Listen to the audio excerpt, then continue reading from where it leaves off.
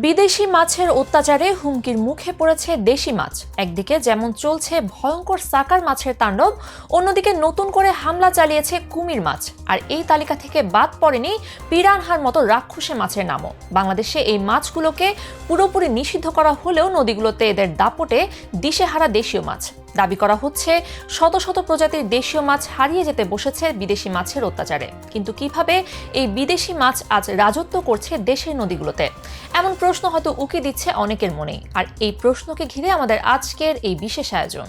1.5 থেকে 2 যুগ আগেও মাছ কিনে খাওয়ার রেওয়াজ ছিল না আমাদের দেশে। শহরের বাসিন্দারা মাছ কিনে খেলেও ইলিশ বাদে আর কোনো মাছ কিনে খাওয়ার প্রচলন ছিল না দেশের গ্রামাঞ্চলে। তবে সময়ের সাথে বদলে গেছে দিন। এখন জাল ফেলেও খাওয়ার মাছ পাওয়া যাচ্ছে না। একসময় যেখানে জাল ফেললেই ঝাঁকে ঝাঁকে মাছ উঠে আসতো, সেই জালেই এখন উঠছে অচেনা সব মাছ, যে মাছের আকার আকৃতি দেখলে গা শিউরে উঠবে যে কারোর। সাম্প্রতিক বছরগুলোতে দেশের নদী থেকে শুরু করে খাল বিল হাওড়েও দেখা গেছে সব বিদেশি মাছের আনাগোনা, যাদের উপদ্রবে হুমকির মুখে পড়েছে দেশীয় মাছ।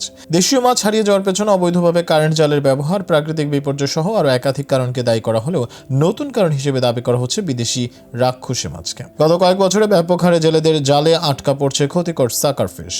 অ্যাকোরিয়ামের শোভা বর্ধনকারী এই মাছ কিভাবে দেশের বিভিন্ন জলাশয়ে ছড়িয়ে পড়ল, সে বিষয়ে এখন পর্যন্ত কোনো গবেষণা নেই দেশে। ঢাকা বিশ্ববিদ্যালয়ের মৎস্য বিজ্ঞান বিভাগের সহযোগী অধ্যাপক জানান, কিভাবে মাছ ছড়িয়ে পড়েছে তা এখনো স্পষ্টভাবে জানা যায়নি। তবে ধারণা করা হচ্ছে স্থানীয়ভাবে কেউ কেউ চাষ করছিলেন, কেউ বা শৌখিনভাবে করেছেন। হয়তো এসব জায়গা থেকেই কেউ অসাবধানে ছেড়ে দিয়েছে, যা পরবর্তীতে ছড়িয়ে পড়েছে মুক্ত জলাশয়। এছাড়া এই মাছের মধ্যে লাফানোর প্রবণতা থাকায় তারা এক জলাশয় থেকে আরেক জলাশয়ে ছড়িয়ে পড়তে পারে। এক্ষেত্রে বর্ষার সময় যখন নদী এবং অন্যান্য জলাশয়ে পানি বাড়ে, সেখান থেকেও ছড়িয়ে পড়তে পারে এই মাছ। মাছটি পানি ছাড়াই 24 ঘন্টা বেঁচে থাকতে পারে। মৎস্যবিজ্ঞানী গবেষকরা বলছেন, শুরুতে মূলত উপকূলীয় কয়েকটি জেলার জলাশয় অর্থাৎ পুকুর, খাল এবং নদীতেও এই মাছ দেখা গেছে। কিন্তু গত কয়েক বছর ধরে হবিগঞ্জ, রংপুরের মতো জেলা যা উপকূল থেকে দূরে, সেখানকার জলাশয়েও দেখা গেছে এই মাছ।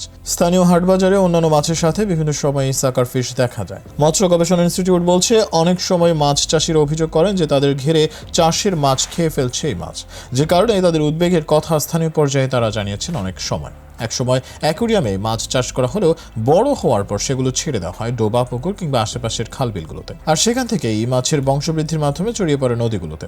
এই মাছের পাখনা খুবই ধারালো। পাখনার আঘাতে সহজেই অন্য মাছের দেহে ক্ষত তৈরি হয় এবং পরবর্তীতে পচন ধরে সেগুলো মারা যায়। তবে শুধু সাকার মাছই নয়, একই সাথে দেশীয় মাছের জন্য হুমকি হয়ে দাঁড়িয়েছে মানুষকে পিরানা আর কুমির মাছও। বিশ্বের বিভিন্ন দেশের মতো 2008 সালের ফেব্রুয়ারি থেকে বাংলাদেশ সরকারও রাক্ষসের স্বভাবের কারণে পিরানহা মাছ চাষ, উৎপাদন, পোনা উৎপাদন, বংশবৃদ্ধি, বাজারে বিক্রি এবং বাজার থেকে ক্রয় সম্পূর্ণভাবে নিষিদ্ধ করেছে বাংলাদেশ সরকার। এছাড়া 2014 সালের জুন থেকে আফ্রিকান মাগুরের আমদানি, উৎপাদন, বিপণনের উপরও নিষেধাজ্ঞা দেওয়া হয়। এই মাছ খেলে কোনো স্বাস্থ্য ঝুঁকি নেই, তবে পরিবেশগত ঝুঁকি রয়েছে অনেক। দাবি করা হচ্ছে, এসব রাক্ষসী প্রজাতির বিদেশি মাছের উৎপাদন, বিপণন, বিক্রি ও সংরক্ষণ স্থায়ীভাবে বন্ধ করা না গেলে বাংলাদেশে 260 প্রজাতির স্বাদু পানির মাছ এবং 475 প্রজাতির সামুদ্রিক মাছ অধিকাংশই বিলুপ্ত হয়ে যাবে। তবে দুঃখের বিষয় হচ্ছে, সামান্য কিছু লাভের জন্য বাংলাদেশে এখনো এসব মাছ প্রকাশ্যেই উৎপাদন ও খোলা বাজারে বিক্রি হতে দেখা যায়, যা বেশিরভাগ সময় নিত্য নতুন নামে বিক্রি হয়। সরকারি হস্তক্ষেপের মাধ্যমে এই মাছ বিক্রিতে এখনই বড় ধরনের পদক্ষেপ নেওয়া না হলে একসময় শুধু বইয়ের পাতাই থেকে যাবে আমাদের দেশীয় মাছের নাম।